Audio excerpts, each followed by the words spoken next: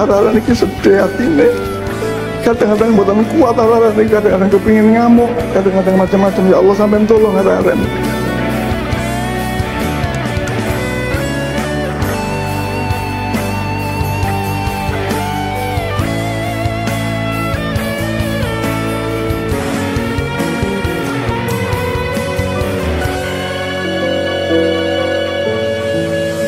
Isak tangis keluarga 7 terpidana ini pecah saat Humas Mahkamah Agung Republik Indonesia membacakan putusan PK. Mahkamah Agung menolak seluruh peninjauan kembali 7 terpidana seumur hidup dan 1 terpidana yang sudah keluar, yakni Saka Tatal. Bahkan sejumlah keluarga harus ditenangkan dan pengacara Titin jatuh pingsan menyaksikan putusan tersebut. Keluarga tak menyangka. Saya bisa memahami ya perasaan yang timbul yang dialami mereka. Bayangkan Rivaldi kan baru beberapa hari lalu bertunangan ya di lapas. Dia sudah sangat yakin akan bebas sehingga tunangannya pun mau datang dan ingin ke sana bertunangan. Ya, saya lihat dia yang paling terpukul gitu kan dari yang lain. Ya, mereka menangis, mereka curahkan segala isi pikiran. Ya, secara manusia kami pun adalah manusia biasa yang punya perasaan, punya rasa. Tentu kami tahu rasa mohon maaf,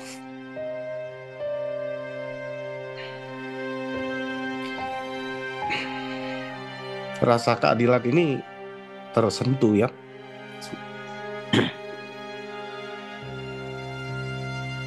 Saya pikir ya, saya ketika belum masuk saya arahkan teman-teman. Saya bilang tujuan kita untuk menghibur mereka, jangan kita yang dihibur oleh mereka. Saya bilang ternyata saya nggak kuat, Pak Fris.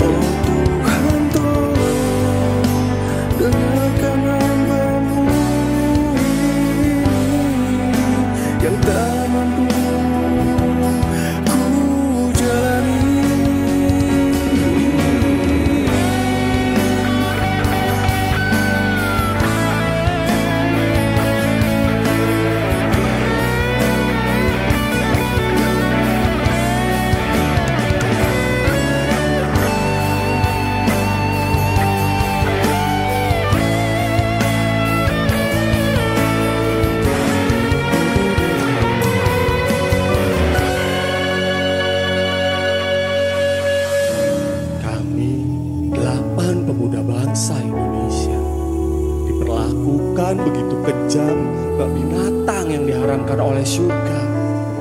Keduluan putusan PK yang menurut pemahaman kita semua namanya PK itu gak ada yang bisa menentukan kapan waktunya bisa selesai. Tim khusus gak kedengeran tuh Bang. Hingga kini hasil investigasi tim khusus Mabes Polri tak diumumkan ke publik. Belum lagi soal dugaan waktu ditangkap tuh yang ditangkap hanya Saka Tatal atau bersama kamu? Sama saya, Pak. Kamu dibawa ke kantor polisi? Dibawa, Pak. Apa yang terjadi di kantor polisi? Ya langsung dipukulin, Pak. Siapa yang nangkap? Yang nangkap siapa? Masih ingat? Pak Rudiana, Pak. Pak Rudiana langsung? Ya, Pak Rudiana sama rekan-rekannya, Pak. Ada yang diindek, ada yang dibasem, bukan tuh, Pak. Ada yang mata dibasem, semuanya juga dibasem. Habis minum air kencing itu, ada polisi yang bawa sendal Heger. Semua ditabokin. Siapa yang paling jahat? Ya itu namanya, ada namanya kenal saya, orang dua itu Pak. Namanya Aris Papua sama Gugun. Aris Papua sama Gugun itu paling kejam, itu yang ngebasem saya, itu yang nyetrum saya Pak. Oh, nah, lihat sini lah. mau yang mana Pak? Ayo bilang sini. Ya. Kira-kira 1, 2. Dari sana ketiga kalau nggak salah.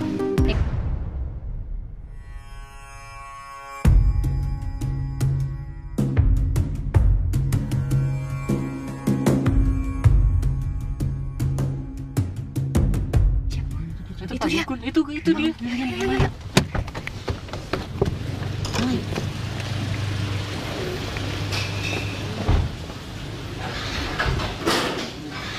Pak Gugun, maaf boleh nanya nggak Pak? Pak, Justru kita mau kasih kesempatan ke Bapak loh, beneran. Pak Gugun. Oke, sekarang timbul pertanyaan. Jika memang benar, untuk apa takut? Mengapa takut? Kecuali memang di dalam ilmu psikologi, jika seseorang dalam kondisi salah, dalam keadaan salah, ia cenderung menghindar. Pak Gugun.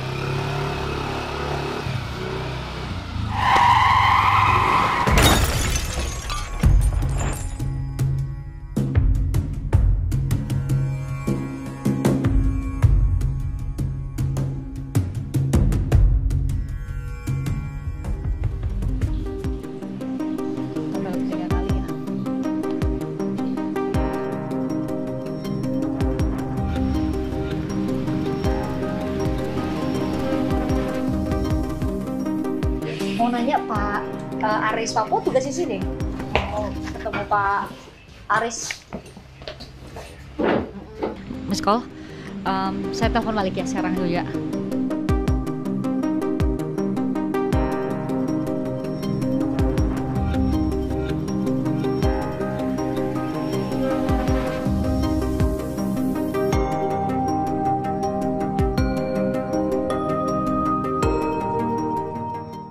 Masalahnya adalah nama Bapak disebut oleh salah satu saksi, adik dari salah satu terpidana, Eka Sandi, yang menyebut bahwa dua kali persidangan loh Pak, di peninjauan kembali Saka Tatal dan peninjauan kembali 6 terpidana. Bapak disebut bahkan digambarkan sangat sadis menyiksa para terpidana. Itu benar terjadi? Itu tidak benar, Mbak. Karena itu fitnah. Wih, fitnah katanya. Beliau lupa bahwa dirinya adalah seorang anggota kepolisian yang seharusnya menjawab segala suatu pertanyaan dari media itu menggunakan cara berpikir anggota polisi. Bukan cara berpikir seorang ustadz ketika memberi ceramah di pengajian. Yaitu fitnah, sumpah demi Allah. Itu bukan, Pak. Kalau Anda jawabannya seperti itu, ya ganti profesi aja. Oke?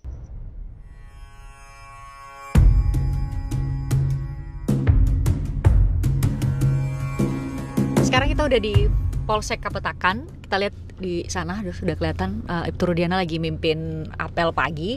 Jadi saya mau sekalian untuk nyapa dan semoga sih berkenan untuk ditanya ya soal banyak hal yang jadi pertanyaan dari netizen juga. Yuk kita turun yuk.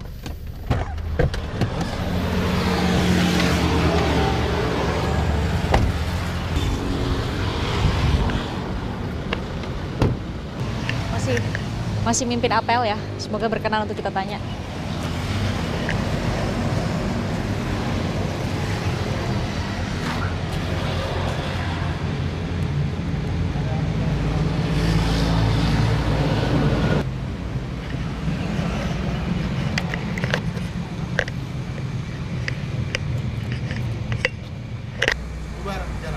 Siap. Kita bersiap ya. Pak Rudiana, salam, selamat pagi. Saya Fristian. Dari Fristian. Dari Fristian. Pak Rudiana, mau nanya dikit dong, boleh dong bisa tanggapannya soal kan sekarang lagi bergulir sidang peninjauan kembali para terpidana. Nah, Pak Rudiana sendiri itu gimana tanggapannya? Kaitan ini karena saya sudah ada lawyer, mungkin Mbak nanti bisa menghubungi Bang Pitra aja Mbak ya. Ya seperti itu aja. Kalau dari Pak Rudiana sendiri gimana tanggapannya? Kan sekarang lagi bergulir tuh, sidangnya lagi jalan di Pengadilan Negeri Cirebon. Tanggapan saya sih mungkin intinya kita menyesuaikan aja ya. Artinya silakan nanti lebih banyak ke Pak Pitra. Karena kita sudah ada lawyernya. Ya, gitu aja ya. Oke. Sedikit aja Pak Rudiana lah. Saya mau nanya soal yang 2016 itu. Kan sekarang mungkin Pak Rudiana sendiri mengikuti bagaimana banyak banget versi lah ceritanya nih, termasuk juga dari Pak Rudiana. Saya mau nanya dua hal aja dari Pak Rudiana. Satu, mengenai yang paling penting ini ditanyakan. Apakah waktu itu 2016, semoga Pak Rudiana berkenan menjawab nih, 2016 itu Pak Rudiana membuka peluang penyebab mati Eki dan Vina adalah sebab lain. Itu satu, sebab lain kemungkinan kecelakaan, itu satu. Yang kedua adalah sebab lain bukan oleh geng motor yang saat ini lagi di proses sidangnya, itu ada nggak? Kali saya sampaikan ya, mungkin baiknya Mbak langsung ke lawyer aja, gitu aja. Oke. Nggak apa-apa, saya jauh-jauh datang dari Jakarta nih. Nah, ini lagi, bagaimana sih Pak Rudiana ini?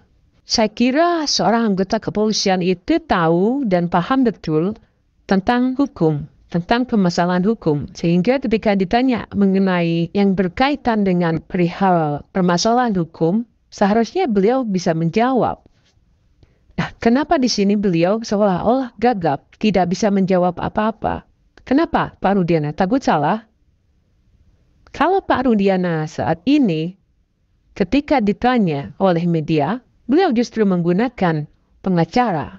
Hanya karena alasan takut keliru ketika mengatakan sesuatu ke publik, maka bagaimana tugas yang telah Anda lakukan selama ini? Bukankah ada kemungkinan juga Anda telah melakukan kesalahan? Wow. Atau alasan Anda mungkin sibuk karena ada tugas yang harus Anda kerjakan. Atau sekarang mengapa Bapak Kapolri tidak mencopot Ibtu Rudiana selama kasus ini masih belum selesai? Mengapa Pak Kapolri masih membiarkan Ibtu Rudiana berkeliaran? Seharusnya Ibtu Rudiana itu dicopot terlebih dahulu agar menjaga rasa kepercayaan publik. Jangan sampai Pak Kapolri mengatakan tidak ada penggantinya. Bahkan masih banyak petugas kepolisian yang sanggup menggantikan Ibtu Rudiana. Seharusnya ini menjadi perhatian bagi Kapolri. Mengapa Anda sejauh ini masih saja tutup mata, telinga, bahkan hati Anda sendiri? Sehingga Anda sampai detik ini masih belum membuka hasil investigasi tim sus yang sudah Anda bentuk sendiri. Ayolah Pak Kapolri, tolonglah orang-orang yang terzolimi ini. Bukalah sedikit pintu hati Anda. Para terpidana kasus Vina yang tak bersalah ini tidak bisa merayakan Idul Fitri bersama keluarga dan orang-orang yang mereka cintai. Dikasihin aja semuanya, berjalan apa adanya aja. Contoh. Dan entah sampai berapa tahun lagi.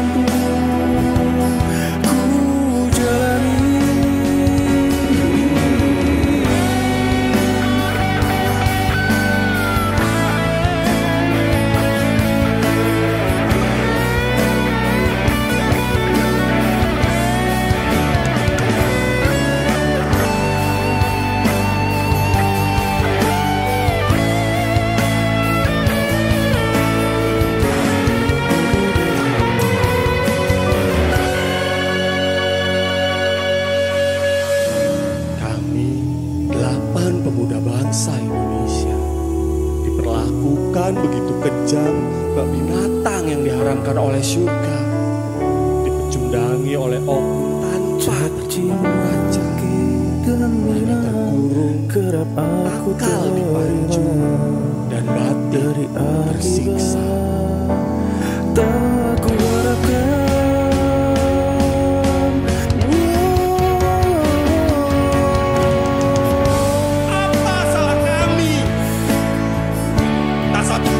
kami kirim menuju ilahi.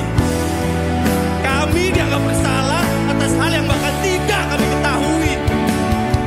Terbuka mulai derah di atas tanah berlandas demokrasi. Hei,